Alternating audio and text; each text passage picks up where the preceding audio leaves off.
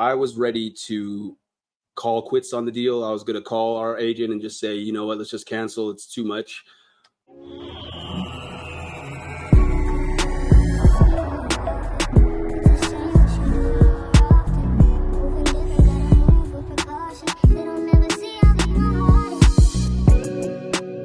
Welcome to the Iron Sharpens Iron REI podcast. We're your hosts. My name is Joe, Darren, and Gerald. Today we're talking about the power of leverage and leveraging your network. Network for your net worth, whether that be through partnerships, whether that be for mentorships, leveraging technology, leveraging new strategies. But it's more about leveraging your network, right? Yo, look, man, I'm excited for today's episode because this is exactly what real estate is all about. It's about the people, right? We're not going to get it twisted. It's not about the house. It's not about how sexy it looks to do Airbnb arbitrage or how sexy a paycheck looks. It's about the people. So with the network, hey, man, that really does truly determine how much you'll make. And that determines how fruitful this business will be for you. So surround yourself around people and it'll just be more of a wonderful ride for you. That's what it means to me, man. As for me, we got to dig deep into how we kind of got together in order to illustrate how your network can be your net worth. Okay. Well, yeah, definitely. I guess I can tell that story. So I met Gerald and Darren. Gerald a little earlier than Darren. I met Gerald around October of last year. So we're talking about 10 months or so. How I'm not the most organized when it comes to the systems, tracking the data, recording all the important information. But once I met Gerald, he reaffirmed what I already knew from my sales background, and which I kind of just stopped utilizing as far as being organized and systematically moving deals through the pipeline, right? There was a shift there. We were doing cold calling, we were getting deals, but it was slow. We were seldomly getting deals actually. After it would be maybe 10,000 records and we get like one deal potentially. And I'm sure we let a lot of deals fall through the cracks, I guess. You know, I was more on the gunslinging sales side, I guess you could say. Gerald was the systems, the organization, the processes, which are equally, if not more important than the sales side of things. And then we met Darren, or I actually reached out to Darren. I remember I seen him comment on a Facebook post. Me and Gerald we had about 130,000 in assignments closed at that point, but deals were slow. We were averaging maybe one a month, almost a half of a deal a month or so, or a little higher. Once we met Darren, I think he was in the same boat as I was in October, kind of on an analysis paralysis kind of part of his career. So we began talking. And he was sending me some deals, and I was giving him my 2 cents. He even kicked me in to talk to some sellers to see if I can close them. I gained some traction, but nothing came from that. But from continuously talking to each other here and there, at first it was like maybe once a week, and then it became once every other day, and then it became once a day. I was like, okay, this guy's cool. He's working hard towards what he wants in this real estate game. So let me connect him with Gerald and see where we can bring value to each other and get him his first deal.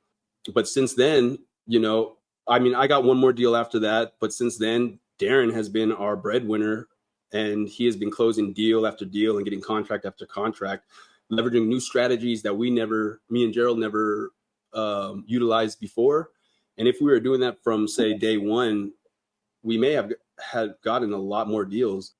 I say all that to tie it back to, some people may look at that as like, we're not using each other. We're leveraging opposite skill sets to become, all pro, one collective with different skill sets that complement each other's weaker sides.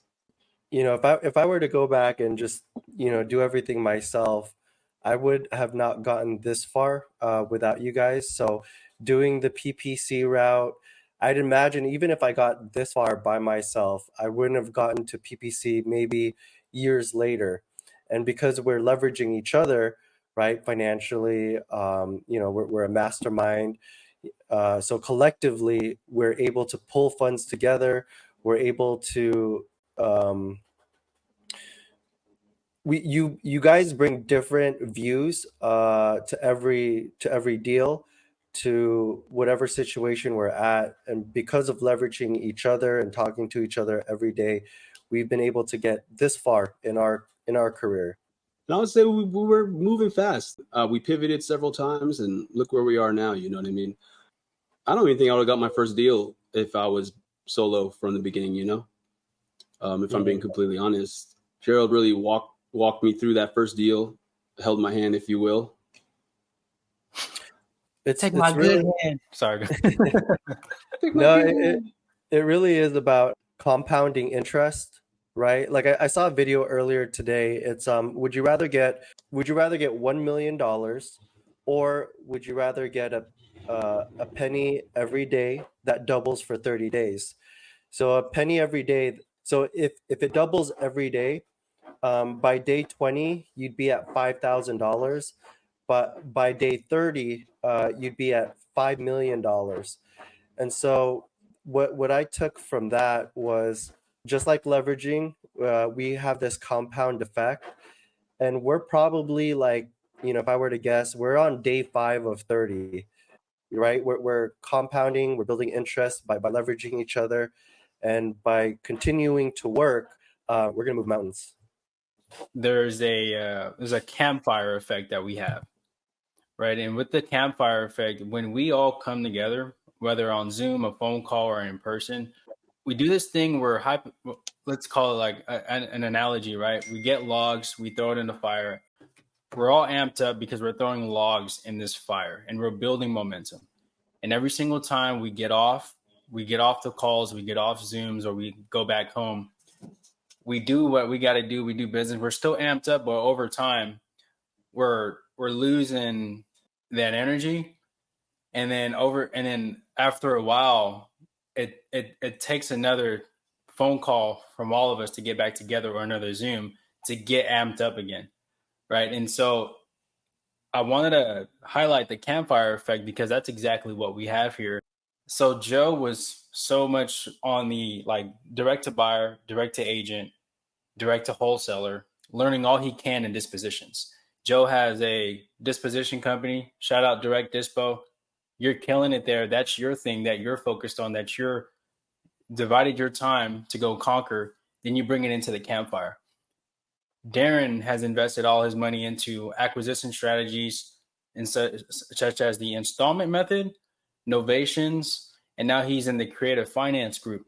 You've divided your time to go and learn all you can in the acquisitions. And as for me, like before I even met you guys, I was a full-time barber.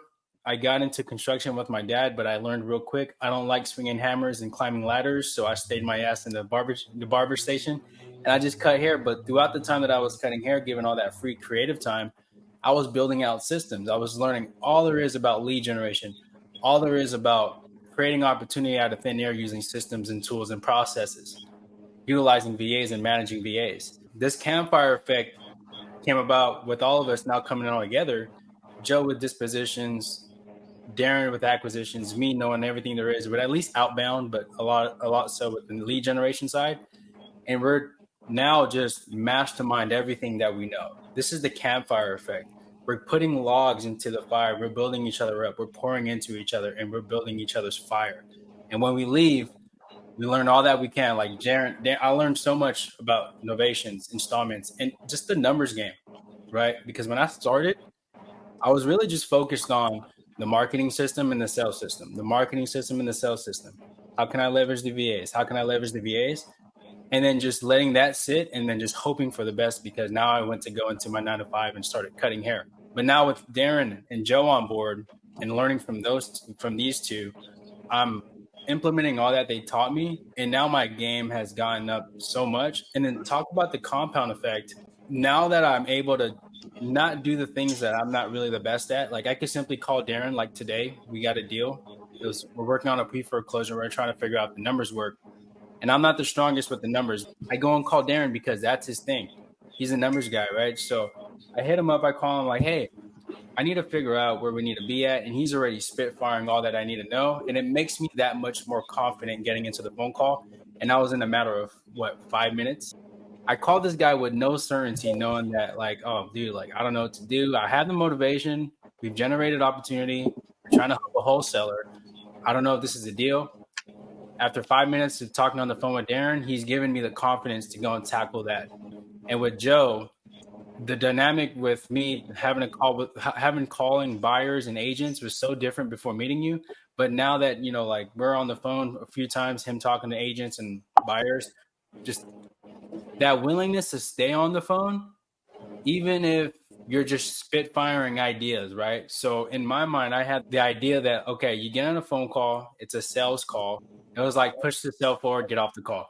Ever since meeting Joe and seeing how he handles those calls, it's like, dude, that's how you're supposed to do it. You shoot the shit with people, right? If they're willing to talk with them.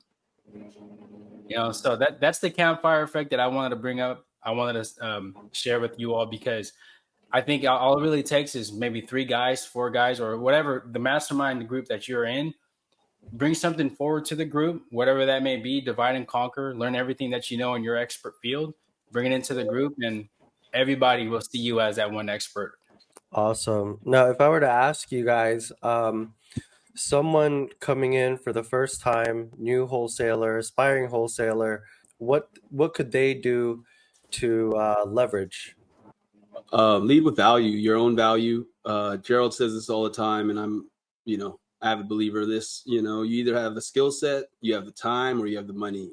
If you don't have the money and you don't have the skill sets yet, leverage your time to become a cold caller, learn from these people, just network with as many people as you can, and position yourself as someone who's learning but willing to work hard to do the things and take the steps necessary to succeed in real estate investing. And how would you do that? So what's some actionable steps? Like what would you do on Facebook? So I'm on Facebook now. What would I do next?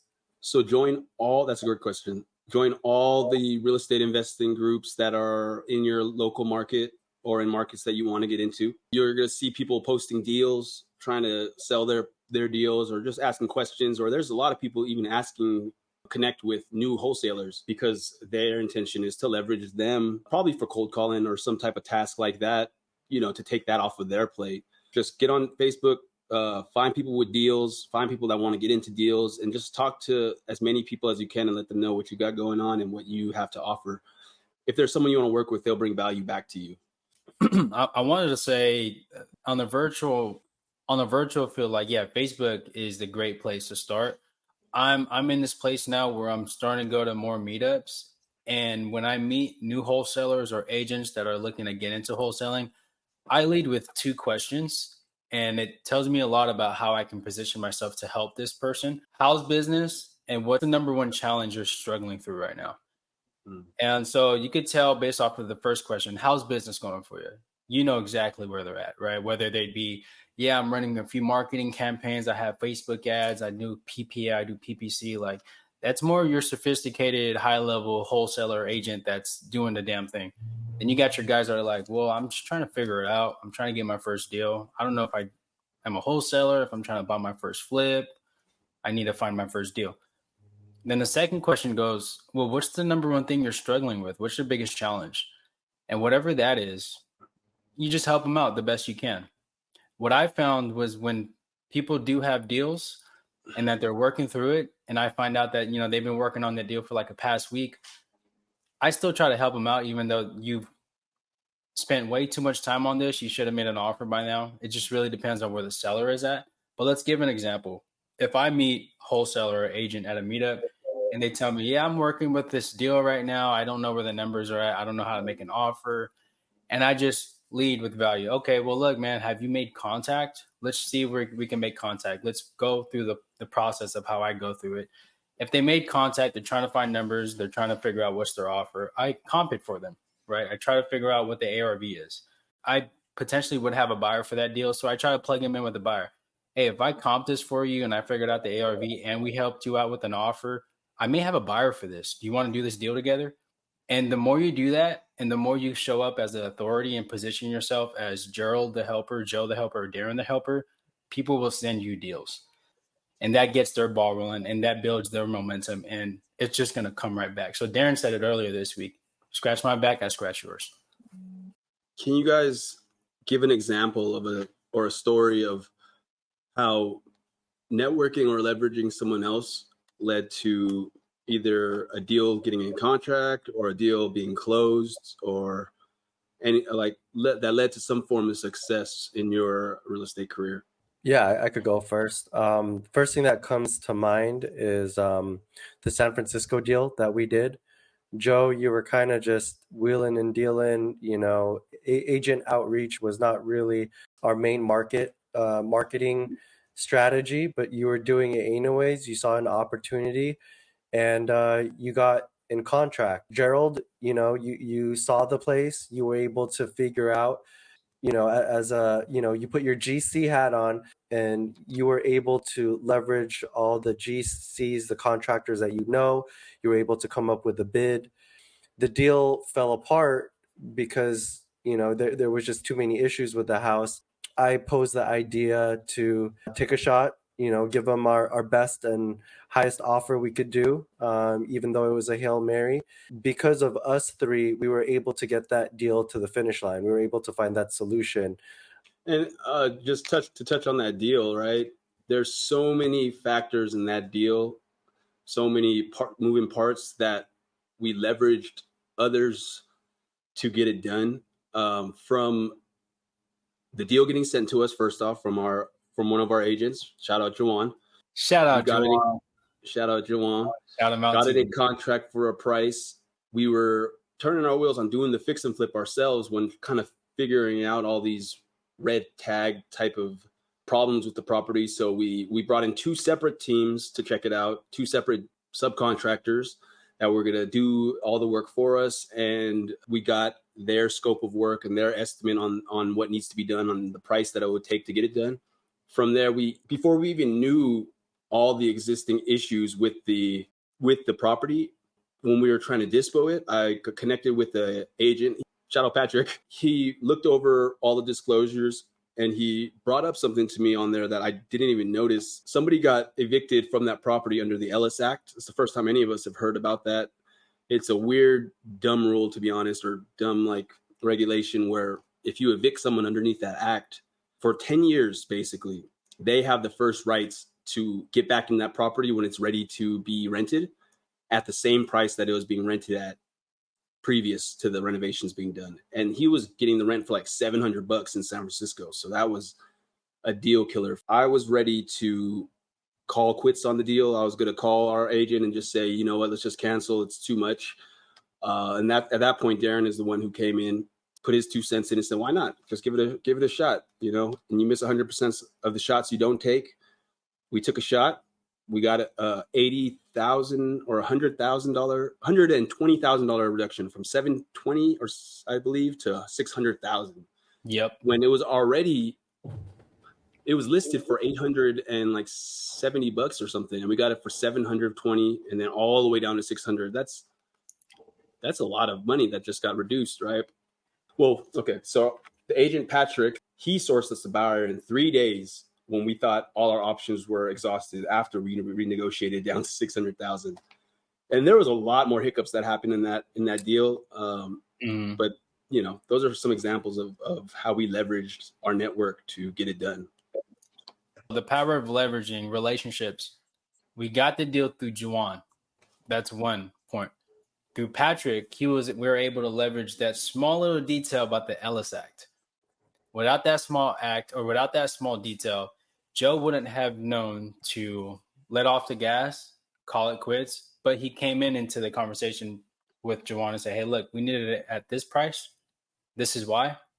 That was based off of leveraging Patrick's knowledge, and then Patrick coming in with the buyer. So with the leverage of your network and making sure that you're nurturing these relationships. All right.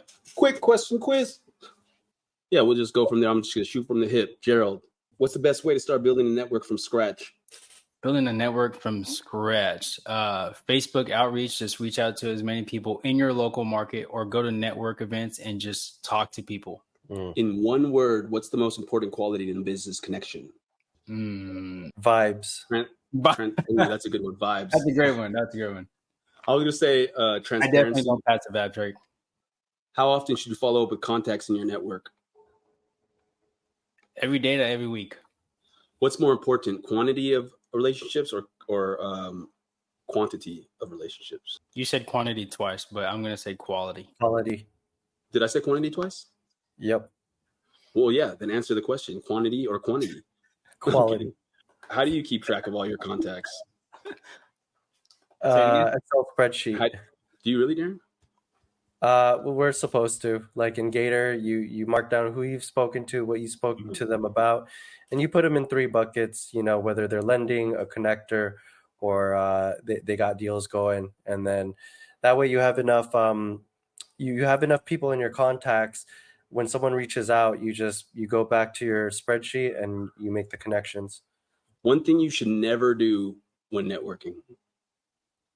Well, I know the opposite, which is you always want to lead with value. So whatever the opposite of, don't go in not leading with value, being a ask whore. Ask whore. Okay.